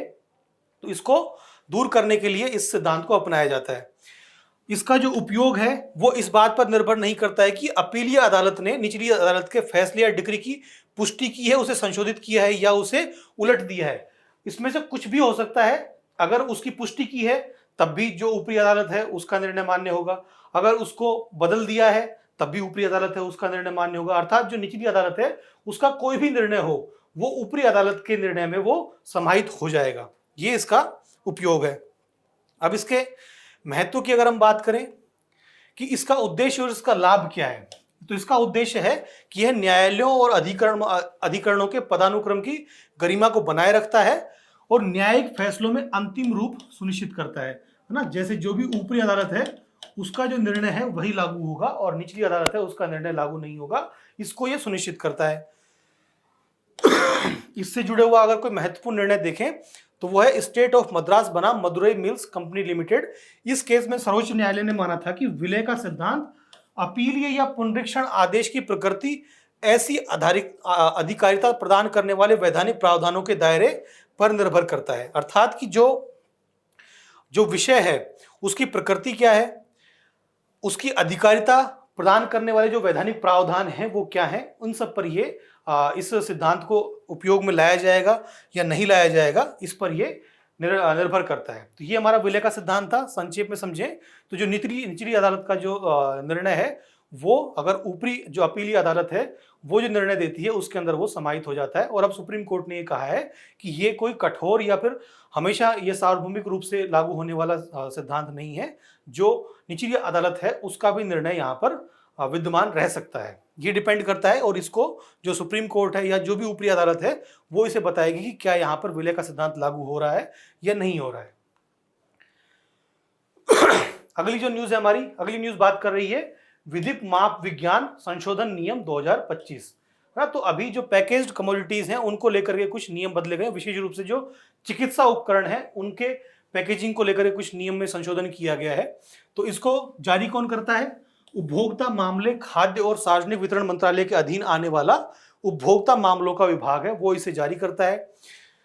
और जो ये नियम है इसमें चिकित्सा उपकरणों के पैकेज के लिए विशिष्ट प्रावधान यहाँ पर किए गए हैं और इसके द्वारा विधिक माप विज्ञान पैकेज्ड कमोडिटी नियम 2011 को चिकित्सा उपकरण 2017 के अनुरूप इन्हें बनाया गया है। कि जो चिकित्सा उपकरण हैं उनके लिए जो नियम थे उनके अनुरूप अब उनकी पैकेजिंग की जाएगी। इसको दोनों को अब अनुरूप बना दिया गया है। यह सुनिश्चित करता है कि अनिवार्य डिक्लेरेशन करने की अनिवार्यता यहाँ बनी रहेगी, लेकिन चिकित्सा उपकरण नियमों के तहत जो निर्धारित फॉन्ट और आकार है उसके आयाम संबंधी यहाँ पर मानक लागू होंगे। अर्थात जो कि विधिक माप विज्ञान के आधार पर जो ये नियम थे, अर्थात जो विधिक माप विज्ञान पैकेज कमोडिटी के तहत जो नियम थे वो लागू नहीं होंगे। यहाँ पर जो लागू होंगे नियम वो चिकित्सा उपकरणों के जो नियम है वो यहाँ पर लागू होंगे। इसका उद्देश्य क्या है कि जो हमारा स्वास्थ्य देखभाल क्षेत्र है उसमें विनियामकीय सामंजस्य को सुनिश्चित करना और अनुपालन में जो अस्पष्टता है उसको कम करना और उपभोक्ता सुरक्षा को बढ़ावा देना। अर्थात जो चिकित्सा उपकरण है, संक्षेप में समझें तो चिकित्सा उपकरणों की जो पैकेजिंग है उसके लिए जो फॉन्ट होगा या उनको किस प्रकार से उससे जुड़े हुए जो अलग अलग आयाम है उनको किस प्रकार से दिखाना होगा, ये चिकित्सा उपकरणों के उपकरण नियमों के तहत जो हमारे नियम है उनके तहत उनकी पैकेजिंग की जाएगी, ना कि जो विधिक माप विज्ञान नियम है उनके तहत उन्हें किया जाएगा। तो ये मुख्य अंतर यहाँ पर बताया गया है, ये संशोधन किया गया है। अगली जो न्यूज़ है वो हमारी यूनेप यानी कि यूनाइटेड नेशन एनवायरनमेंट प्रोग्राम के तहत जो अनुकूलन अंतराल यानी कि अडेप्टेशन गैप रिपोर्ट है वो यहाँ पर आई है। और जो ये रिपोर्ट है ये मुख्य रूप से बात करती है कि जो जलवायु परिवर्तन के कारण जो अडेप्टेशन है, जलवायु परिवर्तन के अनुकूलन जो किया जाना है वो किस स्तर पर हो पा रहा है या नहीं हो पा रहा है। मुख्य रूप से ये विकासशील देशों में क्या जलवायु परिवर्तन के अनुरूप अनुकूलन हो रहा है या नहीं हो रहा है, ये यहाँ पर बताती है। तो ये रिपोर्ट बता रही है कि बहुत बड़ा वित्तीय अंतराल बना हुआ है। विकासशील देशों को 2030 के मध्य तक अनुकूलन के लिए लगभग 310 से 365 अरब अमेरिकी डॉलर प्रति वर्ष की कमी का सामना करना पड़ रहा है ना। ये इतना जो वित्तीय अंतराल है वो बना हुआ है। वर्तमान में जो वित्तीय पोषण है वो वैश्विक अनुकूलन वित्त पोषण केवल 26 अरब अमेरिकी डॉलर है, जो आवश्यकताओं से बहुत कम है। कार्यान्वयन में देरी होती है कि अधिकांश जो बड़े देश हैं उनके पास योजनाएं हैं लेकिन उनके उचित क्रियान्वयन का अभाव है और उनकी गुणवत्ता भी यहाँ पर कम बनी हुई है। तत्काल कार्रवाई की आवश्यकता है। अगर वित्त पोषण, नवोन्मेषी साधनों और बेहतर लोचशीलता योजनाओं के व्यापक पैमाने पर वृद्धि करने की आवश्यकता यहाँ पर बताई गई कि भाई यहाँ पर तत्काल कार्रवाई करने की आवश्यकता है। भारत से संबंधित जो तथ्य हैं कि यहाँ पर जो भारत की राष्ट्रीय अनुकूलन निधि और राज्य कार्य योजना को आगे बढ़ाया गया है, फिर भी बहुत से ऐसे राज्य हैं जहाँ पर हम बहुत अधिक गर्मी, अनिश्चित मानसून और तटीय बाढ़ से अत्यधिक प्रभावित वो हो रहे हैं। जैसा हम देखते हैं कि हमारे बहुत सारे जो राज्य हैं, जैसे अगर हम बिहार की बात करें तो वहाँ पर बाढ़ की समस्या हम लगातार देख रहे हैं। इसी प्रकार से हीट वेव की अगर हम बात करें तो जो उत्तरी राज्य हैं वहाँ पर हम हीट वेव की समस्या काफ़ी देखते हैं। तो इसी प्रकार जो तटीय क्षेत्र हैं, तटीय राज्य हैं, वहाँ पर तटीय बाढ़ की समस्या हम देखते हैं। तो ये सब जो समस्याएं हैं ये जलवायु परिवर्तन के कारण बहुत ज़्यादा विकराल रूप धारण कर रही हैं और इनके प्रति अनुकूलन करने के लिए हमें आपदा रोधी अवसंरचना का निर्माण करना पड़ेगा। इसी प्रकार से हमें ऐसी टेक्नोलॉजी का उपयोग करना पड़ेगा जो कि आपदा रोधी हो और जो अनुकूलन जो जलवायु परिवर्तन है उसके जो प्रभाव हैं उनके अनुकूल हो। लेकिन इसके लिए हमारे पास में प्रॉपर टेक्नोलॉजी, प्रॉपर वित्त पोषण होना चाहिए, जिसका अभाव है, वही ये रिपोर्ट बात कर रही है। अगली जो हमारी न्यूज़ है, अगली न्यूज़ बात कर रही है क्लाइमेट इनइक्वालिटी रिपोर्ट, है ना, कि जो क्लाइमेट है, क्लाइमेट में व्यक्ति किस प्रकार से अपना योगदान दे रहा है। उत्सर्जन जो हो रहा है उसमें अमीर लोग हैं वो बहुत ज़्यादा उत्सर्जन कर रहे हैं, जबकि जो गरीब लोग हैं उनकी अपेक्षा वो बहुत कम उत्सर्जन कर रहे हैं। यही ये रिपोर्ट बात करती है कि क्लाइमेट पर हम किस प्रकार के फुटप्रिंट जो है वो जो व्यक्ति है वो अपनी आर्थिक क्षमता के आधार पर ही छोड़ रहा है। तो हाल ही में वर्ल्ड इनइक्वालिटी लैब द्वारा ये क्लाइमेट इनइक्वालिटी रिपोर्ट जारी की गई है। इसने बताया है कि धनी वर्ग द्वारा असमान उत्सर्जन किया जा रहा है। लगभग 1% जो शीर्ष धनी लोग हैं वो वैश्विक उपभोग का लगभग 15% उत्सर्जन वो कर रहे हैं, और निजी पूंजी स्वामित्व से उत्पन्न जो उत्सर्जन है उसमें उनका योगदान लगभग 41% है, यानी कि 40% के आसपास। तो जो मतलब जो कुल उत्पादन हो रहा है, कुल उत्सर्जन जो हो रहा है, उस उत्सर्जन में जो निजी क्षेत्र का जो उत्सर्जन है उसमें से 41% सिर्फ धनी वर्ग ही कर रहा है। साथ ही उत्सर्जन में चरम असमानता भी देखने को मिलती है कि उपभोग के आधार पर शीर्ष 1% धनी लोगों का प्रति व्यक्ति उत्सर्जन निचले वर्ग के 50% आबादी की तुलना में 75 गुना अधिक है। तो आप देख सकते हैं कि जो शीर्ष 1% जो धनी वर्ग है वो कितना ज्यादा उत्सर्जन यहाँ पर कर रहा है। इसी के साथ में औद्योगिक उत्सर्जन का संकेंद्रण भी देखने को मिलता है कि लगभग 100 कंपनियां कुल औद्योगिक ग्रीन हाउस गैसेस के उत्सर्जन का लगभग 71% के लिए वो जिम्मेदार है। कि जो औद्योगिक उत्सर्जन है उसमें भी जो शीर्ष 100 कंपनियां हैं, जो 100 बड़ी कंपनियां हैं, वो लगभग 71% का वो योगदान कर रही हैं। तो यहाँ पर ये जो पूरी इनइक्वालिटी है ये यहाँ पर बताई गई है कि किस प्रकार से जो व्यक्तिगत स्तर पर और कंपनियों के स्तर पर उत्सर्जन किया जा रहा है और उसमें किस प्रकार से इनइक्वालिटी बनी हुई है। अगली न्यूज हमारी बात करती है लार्ज मैगेलेनिक क्लाउड के बारे में। तो लार्ज मैगेलेनिक क्लाउड ये क्या है उसके बारे में समझेंगे। तो ये चर्चा में क्यों है कि लार्ज मैगेलेनिक क्लाउड के में ST6 नामक एक नवनिर्मित तारे के आसपास कार्बन समृद्ध 5 यौगिकों की पहचान की गई है। और इससे यह पता लगता है कि जो ब्रह्मांड है वो प्रारंभिक समय में जो उसका जीवन निर्माण जो हुआ था वो कैसे बने होंगे। यानी कि जो कार्बन यौगिक है, कार्बन यौगिक बनने के बाद ही सबसे पहले, जैसे अगर आप ने अगर जो ह्यूमन इवोल्यूशन है उसको अगर पढ़ा है तो सबसे पहले जो नाइट्रोजन, ऑक्सीजन, कार्बन, इस प्रकार से अलग अलग तत्वों का निर्माण हुआ। उसके बाद से अमीनो एसिड्स का निर्माण हुआ, अमीनो एसिड्स के बाद कार्बन यौगिकों का निर्माण हुआ, और फिर धीरे धीरे प्रोटीन का निर्माण हुआ, और फिर धीरे धीरे जो एक कोशिकीय जीव का निर्माण हुआ, फिर मछली का निर्माण हुआ, और फिर धीरे धीरे इस तरीके से ह्यूमन इवोल्यूशन हुआ है। उसको समझने में ये काफ़ी हेल्प करेगा। अब जो लार्ज मैगेलेनिक क्लाउड है वो क्या है, तो ये जो मिल्की वे हमारी आकाश गंगा है उसी की ये उप आकाश गंगा है जो पृथ्वी से लगभग 2 लाख प्रकाश वर्ष दूर स्थित है। और ये एक प्रकार की डॉर्फ गैलेक्सी है, यानी कि वामन आकाश गंगा है जो पूर्णिमा के चंद्रमा से लगभग 20 गुना बड़े आकार की है, और रात्रिकालीन दक्षिणी आकाश में ये कभी कभी दिखाई देती है। इसके भीतर मौजूद गैस के विशाल बादल हैं और जो धीरे धीरे ढहकर नए तारों का निर्माण ये कर रहे हैं। तो यहाँ पर जो ये गैलेक्सी है अभी ये गैलेक्सी बन रही है, LMC, इसीलिए इसको जो लार्ज मैगेलेनिक क्लाउड से कहा जा रहा है, ना कि ये पूर्ण रूप से गैलेक्सी बन पाई है। तो ये कहीं ना कहीं प्रारंभिक परीक्षा में हो सकता है कभी आपसे प्रश्न पूछा जा सकता है, तो इसकी जानकारी आप रख सकते हैं। अब जो हमारी अगली न्यूज़ है, अगली न्यूज़ बात कर रही है राष्ट्रीय संकट प्रबंधन समिति के बारे में। तो राष्ट्रीय संकट प्रबंधन है, ना कि आपदा प्रबंधन। तो आपको ये अंतर अवश्य पता होना चाहिए कि संकट, विपदा और आपदा में क्या अंतर होता है, इसको आप कमेंट में बताइएगा। तो अभी जो कैबिनेट सचिव है उन्होंने बंगाल की खाड़ी में, अभी हमने कल चक्रवात की बात की थी, चक्रवात मोथा के बारे में। तो चक्रवात मोथा बंगाल की खाड़ी में आया है, जिससे कि चक्रवात के संबंध में NCMC की बैठक हुई है। अब ये बैठक जो है वो बैठक जो ये समिति है राष्ट्रीय संकट प्रबंधन समिति, ये हमारा आपदा प्रबंधन संशोधन अधिनियम 2025 के तहत इसे वैधानिक दर्जा प्रदान किया गया है। ये एक मुख्य वैधानिक निकाय है जो गंभीर या राष्ट्रीय प्रभाव वाली प्रमुख आपदाओं से निपटने के लिए ये जिम्मेदार है। इसकी अध्यक्षता कैबिनेट सचिव द्वारा की जाती है और इसके जो अन्य सदस्य हैं उन्हें सरकार द्वारा अधिसूचित किया जाता है। इसके शक्तियों और कार्यों की बात करें तो किसी भी आपदा या आपात की स्थिति में तैयारी का मूल्यांकन करना इसका कार्य है। राष्ट्रीय आपदा प्रतिक्रिया प्रयासों का समन्वय और निगरानी करना, ये कुछ इसकी शक्तियां और कार्य हैं, अर्थात जो आपदा प्रबंधन है उसमें ये महत्वपूर्ण भूमिका निभाती है। अब आज की जो हमारी आज की शॉर्ट न्यूज, लास्ट न्यूज है, वो बात करती है क्वांटम इंफॉर्मेशन स्क्रैम्बलिंग के बारे में। अभी कुछ दिन पहले हमने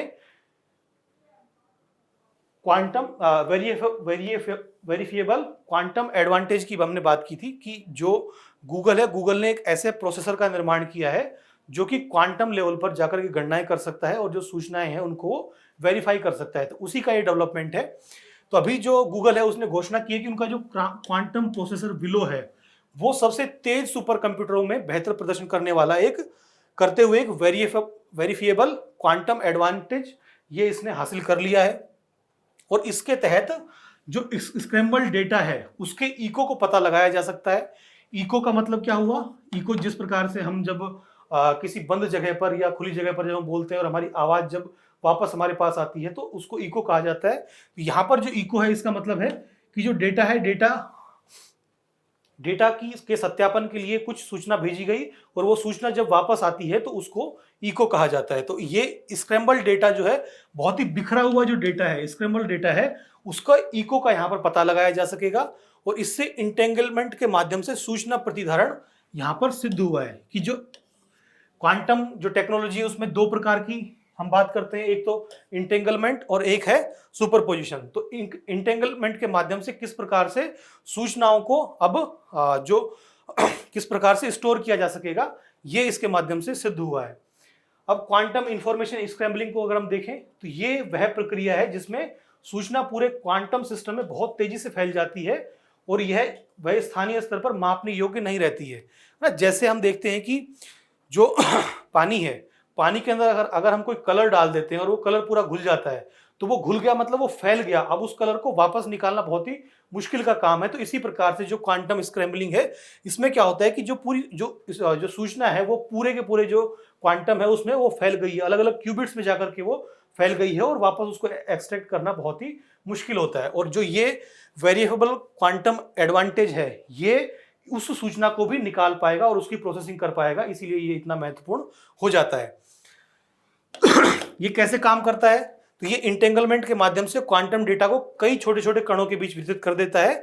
इससे सूचना मिटती नहीं है बल्कि पूरे सिस्टम में जाके वो छिप जाती है।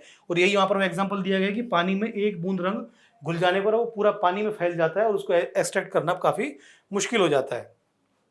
इसके अगर हम महत्व की बात करें तो इससे वेरिएबल क्वांटम एडवांटेज को प्रदर्शित किया जा सकेगा और साथ में क्वांटम प्रौद्योगिकियों को समझने में भी यहाँ पर बढ़त हमें मिल सकती है। अर्थात क्वांटम जो टेक्नोलॉजी है उसके लिए काफी इंपॉर्टेंट ये हो जाता है। अब अगर हम बात करें कि सुर्खियों में रहा स्थल आज का हमारा कौन सा है, तो सुर्खियों में रहा हमारा स्थल है ताजिकिस्तान। ना, ताजिकिस्तान का राजधानी क्या है? दुशांबे। अब ये क्यों चर्चा में है कि भारत ने दोनों देशों के बीच द्विपक्षीय समझौते की समाप्ति के बाद अपनी आईनी एयरबेस से उपस्थिति को वहां से हटा लिया है। भारत की जो वायुसेना है वहां का ताजिकिस्तान का जो आईनी एयरबेस है वहां पर भारत की वायुसेना की उपस्थिति थी, लेकिन अब ये समझौते की जो समाप्ति है वो हो चुकी है, तो अब भारत की वायुसेना वहां से हट चुकी है। अब अगर हम इस ताजिकिस्तान की राजनीतिक विशेषताओं की बात करें तो इसकी जो अवस्थिति है वो ये एक स्थलरुद्ध देश है। आप देख सकते हैं कि ये ताजिकिस्तान है, एक स्थलरुद्ध देश है। ये चारों तरफ इसके सिर्फ जो अलग अलग देश ही हैं, ना कि कोई महासागर या सागर है। और ये मध्य एशिया में स्थित है। इसकी सीमाओं की बात करें तो उत्तर में ये किर्गिस्तान है, ठीक है, पूर्व में यहाँ पर चीन है, दक्षिण में अफगानिस्तान है, पश्चिम और उत्तर पश्चिम में यहाँ पर उज्बेकिस्तान से इसकी सीमाएं लगती हैं, ठीक है। और अगर महत्व की बात करें भारत के लिए तो एससीओ और सीएसटीओ का ये सदस्य देश है, इसलिए भारत के लिए महत्वपूर्ण हो जाता है। और इसकी सामरिक प्रासंगिकता है वो यहाँ पर मुख्य रूप से जो वाखान गलियारे है उसके नजदीक ही अवस्थित है और साथ ही मध्य एशिया और दक्षिण एशिया से जोड़ने के लिए ये काफी इंपॉर्टेंट हो जाता है ताजिकिस्तान। अब इसकी अगर हम भौगोलिक विशेषताओं की बात करें तो भौगोलिक विशेषताओं में इसकी जो जलवायु है वो मध्य अक्षांश महाद्वीपीय जलवायु है। गर्म ग्रीष्मकाल यहाँ होता है, सर्दियां हल्की होती हैं। पामीर के पहाड़ों में यहाँ पर अर्धशुष्क से लेकर के ध्रुवीय तक जलवायु पाई जाती है क्योंकि यहाँ पर बहुत पामीर के जो पहाड़ हैं वो काफ़ी ऊंचे पहाड़ हैं और वहाँ पर बहुत ज़्यादा ग्लेशियर वहाँ पाए जाते हैं। यहाँ की जो सबसे बड़ी चोटी है वो इमेनी इस्माइल या इस्माइल सोमेनी है ना। यहाँ पर जो ये चोटी है ये यहाँ पर सबसे ऊंची इसकी चोटी है। इसी के साथ यहाँ पर काराकुल और इस्कंदर कुल ये प्रमुख अल्पाइन झीलें हैं। तो ये यही क्षेत्र है जहाँ पर ये झीलें विद्यमान है और यहाँ पर ये क्योंकि यहाँ पर ग्लेशियर बहुत ज़्यादा है और उन ग्लेशियर से ही अल्पाइन झीलों का निर्माण होता है। तो वही जो काराकुल और इस्कंदर कुल यहाँ पर जो अल्पाइन झीलें हैं वो इसी के माध्यम से उनका निर्माण हुआ है। तो ये हमारी आज की जो मुख्य खबरें हैं ये हमने देख लिया। अब इन पे आधारित कुछ अभ्यास प्रश्नों को भी हम देखते हैं। अभ्यास प्रश्नों की अगर हम बात करें तो सबसे पहला जो प्रश्न है आपका, पहला प्रश्न है भारत में कृषि मूल्य संवर्धन और मूल्य स्थिरीकरण की प्रमुख योजनाओं के संदर्भ में। तो यहाँ पर जो हमने हमारी एकीकृत शीत श्रृंखला योजना के बारे में जो हमने बात की थी, तो यहाँ पर ये क्वेश्चन है। इन दोनों का स्टेटमेंट पढ़िए और आंसर कमेंट में बताइए। अगली जो योजना है, जो क्वेश्चन है वो विश्व व्यापार संगठन के संदर्भ में है। इसको आप ध्यानपूर्वक पढ़िए और इसका आंसर कमेंट में बताइए। थर्ड क्वेश्चन है वो तजिकिस्तान के संदर्भ में है। तजिकिस्तान अभी हमने देखा था, सुर्खियों में रहा स्थल। फोर्थ क्वेश्चन जो है वो विलय के सिद्धांत पर है। सुप्रीम कोर्ट का भी जो निर्णय आया है विलय का सिद्धांत, उससे संबंधित प्रश्न है। इसका आंसर आप बताइए, ध्यानपूर्वक पढ़िए इसे। इसी के साथ जो हमारा फिफ्थ क्वेश्चन है वो राष्ट्रीय संकट प्रबंधन समिति के संदर्भ में है। 3 स्टेटमेंट यहाँ दिए गए हैं, क्या सही आंसर होगा वो बताइए। और जो आखिरी हमारा सिक्स्थ क्वेश्चन है वो क्लाइमेट इनइक्वालिटी रिपोर्ट 2025 के बारे में है। तो इससे संबंधित सारे स्टेटमेंट आप पढ़िए और इसमें क्या सही आंसर होगा वो आप जरूर बताइएगा। तो इस प्रकार से आज की जो हमारे प्रमुख खबरें थी उनकी हमने विस्तार से चर्चा की है, उनसे जुड़े हुए प्रश्नों को हमने देखा है। आशा है आप इस सेशन से लाभान्वित हुए होंगे और इसी प्रकार से हम नेक्स्ट डे आपके लिए फिर से न्यूज़ टुडे लेकर के आएंगे। तब तक हमसे जुड़ने के लिए आपका बहुत बहुत धन्यवाद।